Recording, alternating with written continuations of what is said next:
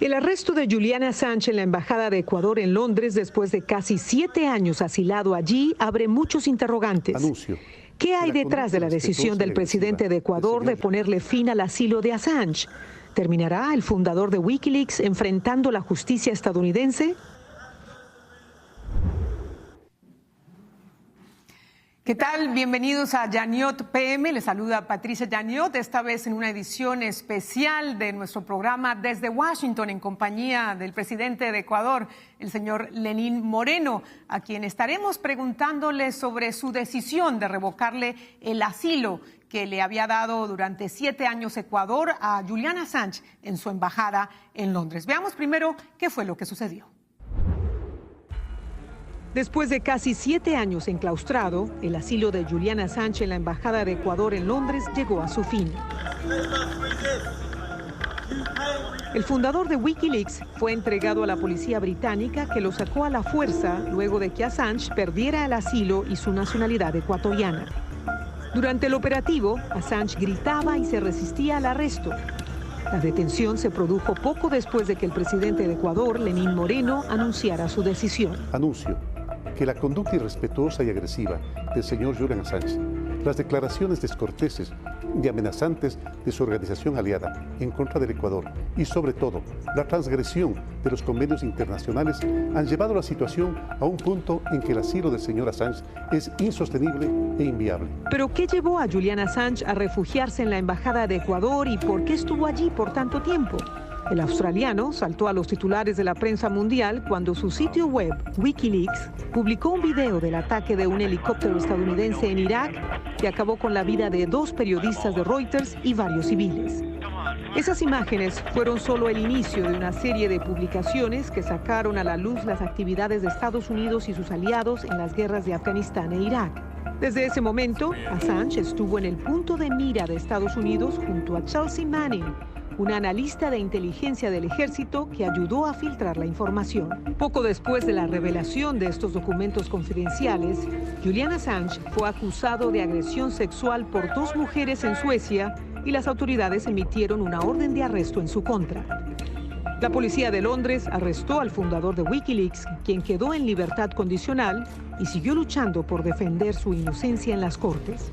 Pero la amenaza de una posible extradición a Suecia y posteriormente a Estados Unidos, donde incluso podían sentenciarlo a la pena de muerte, hizo que Assange terminara en la Embajada de Ecuador en Londres, violando las condiciones de su libertad provisional. As WikiLeaks stands under threat, so does the freedom of expression and the health of all our societies.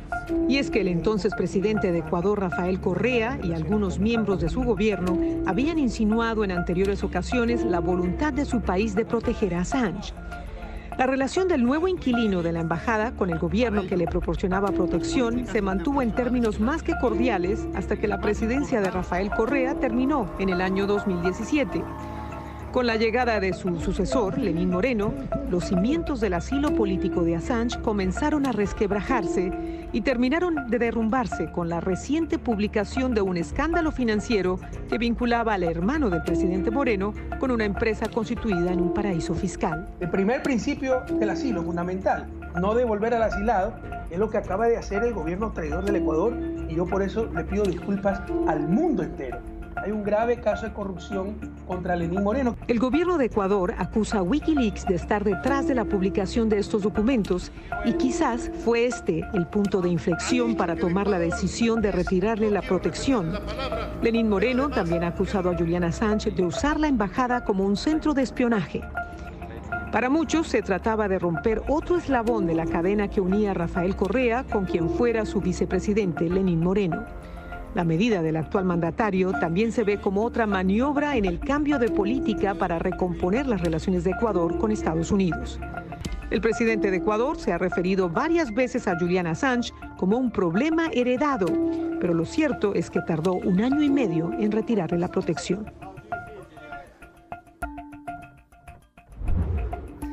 Quisiéramos que ustedes también se unieran a la conversación. Envíenos su comentario sobre esta entrevista en primicia para el primer medio en televisión con el presidente de Ecuador, Lenín Moreno. Presidente, muchísimas gracias por acompañarnos esta vez en Yanliot PM. Gracias por esta deferencia de ofrecernos la primera entrevista para un medio televisivo. Patricia, muy gentil por esta entrevista. Un saludo a toda la audiencia. Bueno, la pregunta que tenemos para iniciar es: ¿por qué ahora, presidente, si usted llegó a la presidencia de Ecuador ya pensando que Julian Assange era un huésped incómodo, pero ¿por qué le tomó año y medio para tomar esta decisión, retirarle el asilo?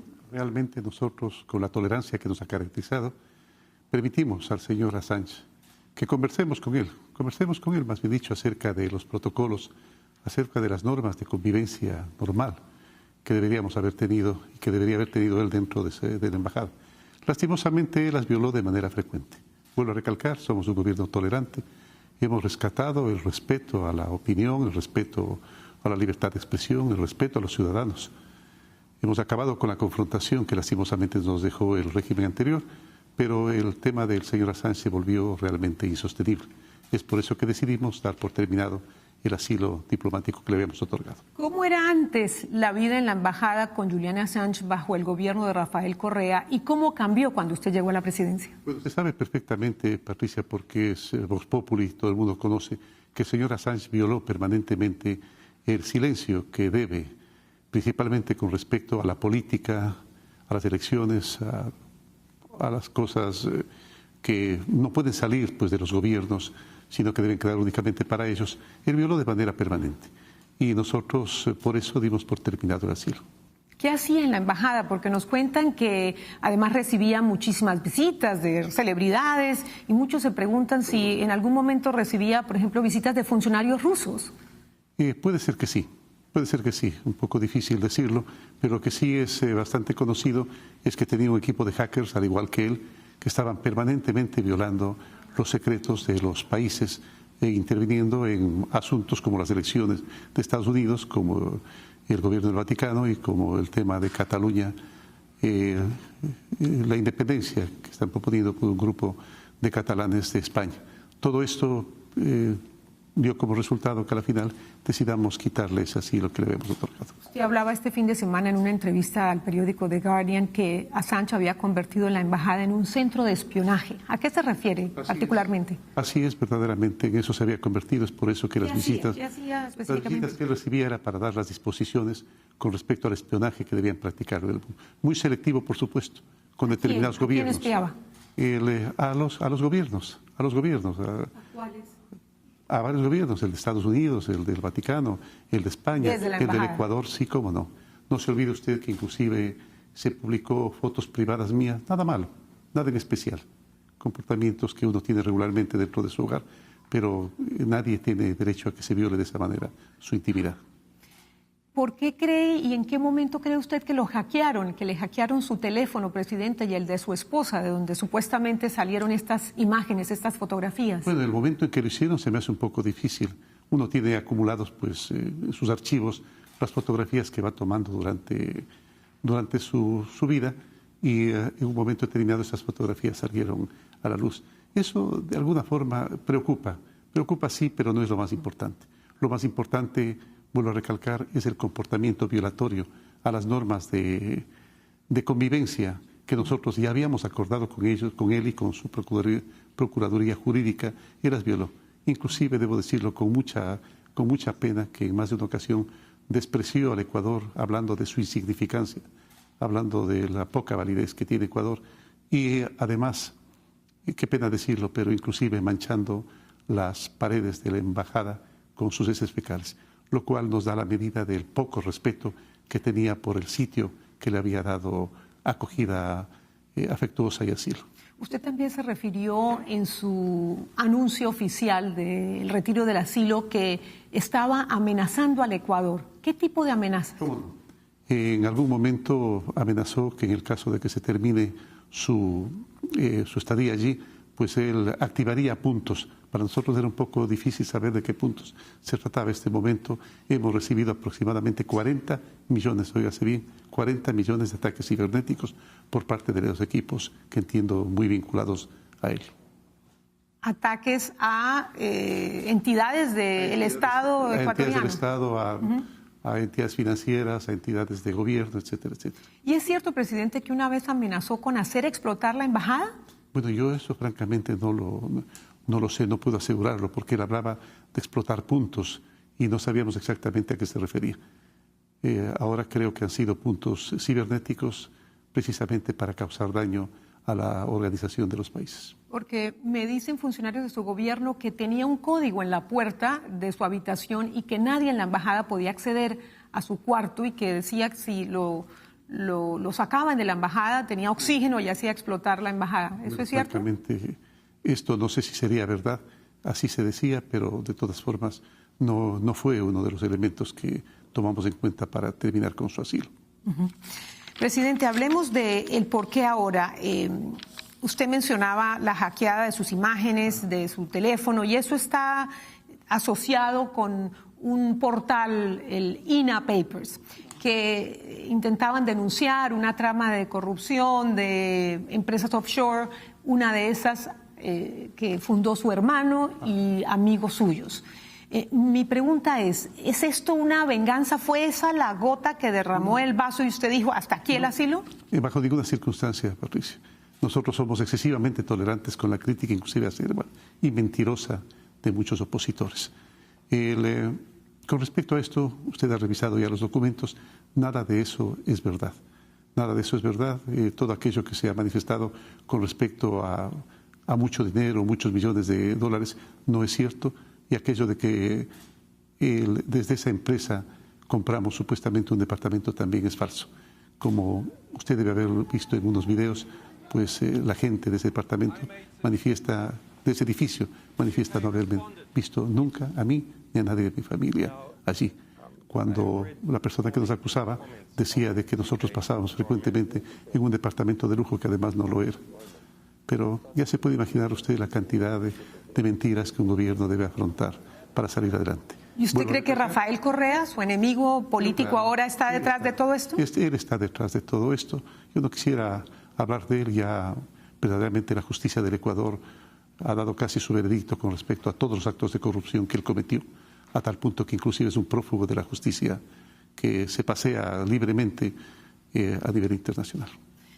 De todos modos, presidente, sería bueno que aclarara, porque queda la sensación de que pudiese haber un conflicto de interés, de que se presta para una suspicacia, que su hermano con un amigo suyo recibe una comisión multimillonaria por servicios de asesoría a empresas que contratan con el Estado.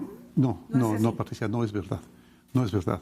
La empresa que forma mi hermano es con un poco capital, nada del otro mundo, con este señor para que le pague una deuda de un dinero que tenía mi hermano, producto de su trabajo de 10 años en Estados Unidos, nada más. El momento en que el señor le acaba de pagar ese dinero, termina la relación.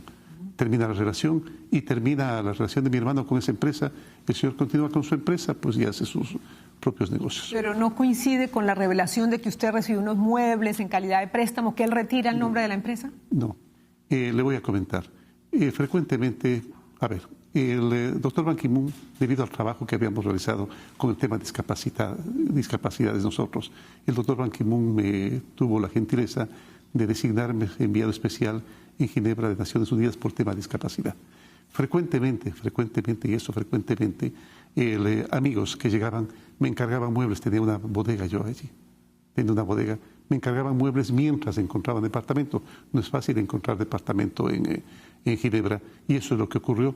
Un amigo me encargó unos muebles que fueron entregados inmediatamente que se terminó la gestión. Presidente, Wikileaks dice que Ecuador espiaba a Julian Assange y que las imágenes de ese espionaje se las entregaron a alguien en España, supuestamente, y que ahora están, pidiéndole dinero a Julian Assange, extorsionándolo por millones de dólares a cambio de no publicar estas imágenes. ¿Qué tiene que ver el Ecuador en esto? No conozco. En mi gobierno no debe haber sido. He prohibido completamente el espionaje.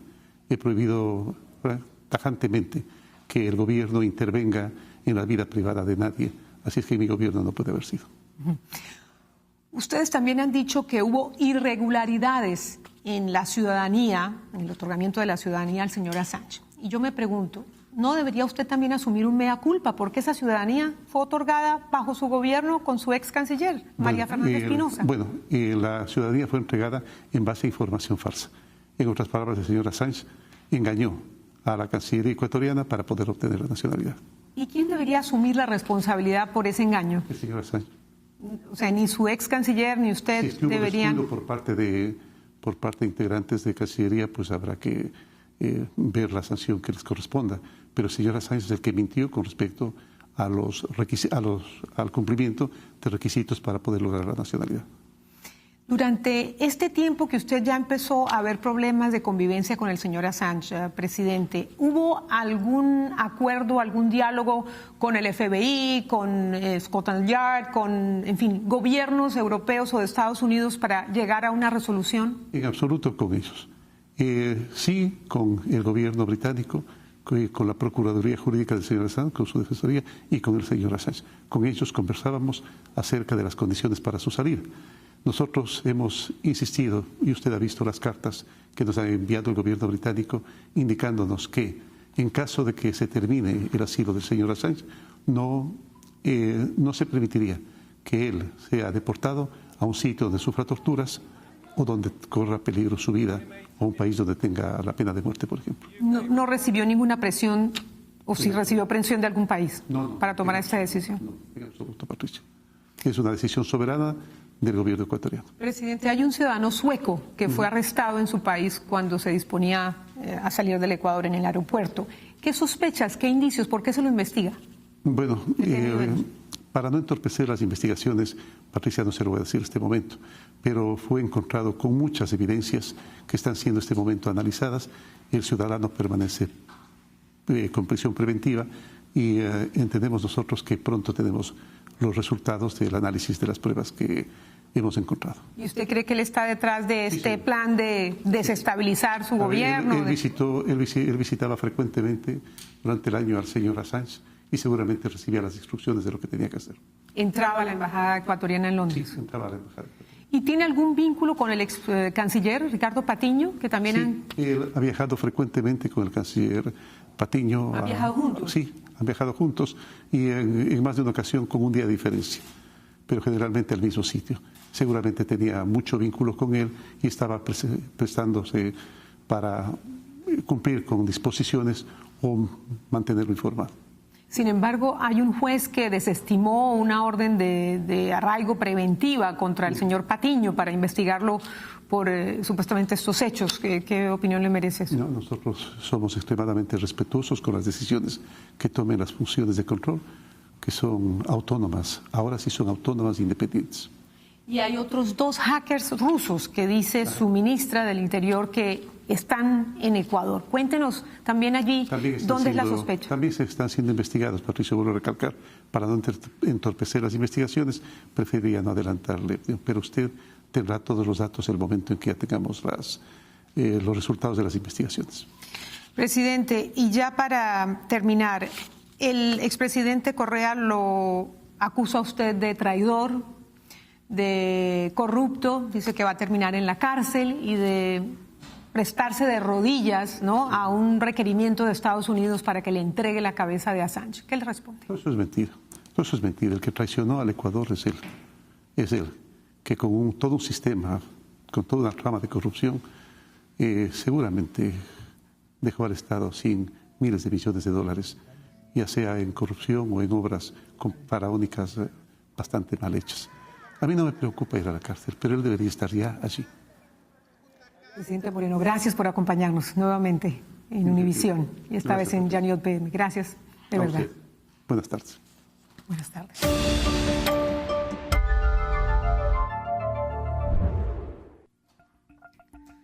Bueno, ¿ahora qué? El futuro de Julian Assange es incierto, pero hay varios escenarios que enfrenta. Podría permanecer un tiempo breve en prisión en Gran Bretaña, un gobierno que lo podría deportar a Australia, su país de origen.